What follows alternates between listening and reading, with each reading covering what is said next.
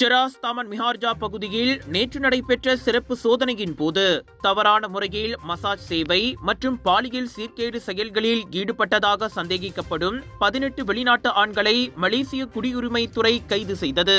இந்த ஒழுங்கற்ற சேவைகள் புலனம் மற்றும் டெலிகிராம் போன்ற சமூக ஊடகங்களில் விளம்பரப்படுத்தப்பட்டு ஒவ்வொரு சேவைக்கும் 200 முதல் 800 ரிங்கெட் வரை ஆன்லைனில் கட்டணம் வசூலிக்கப்பட்டுள்ளது என்று குடியுரிமைத்துறை தலைமை இயக்குனர் டத்தோ ஜக்கரியா ஷபான் கூறினார்.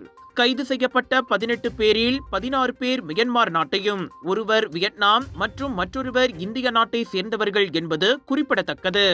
இத்தகைய தகாத சேவைகளை வழங்கியது மட்டுமல்லாமல் தற்காலிக வேலை அனுமதி வைத்திருந்தல், சமூக வருகை பாஸை கொண்டிருத்தல், நாட்டில் அதிக காலம் தங்கியிருத்தல் மற்றும் செல்லத்தக்க ஆவணங்கள் ஏதும் இல்லாமல் இருத்தல் போன்ற குற்றங்களும் கண்டறியப்பட்டன. அச்சோதனையில் கடப்பிதழ்கள், வாடிக்கையாளர் முன்பதிவு புத்தகம் மற்றும் சில தொடர்புடைய பொருட்களும் பறிமுதல் செய்யப்பட்டன. மேலும் கைது செய்யப்பட்ட அனைவரும் தடுப்பு காவலில் வைக்கப்பட்ட நிலையில் இக்குற்றம் குடிநுழைவு சட்டத்தின் கீழ் விசாரிக்கப்பட்டு வருகின்றது.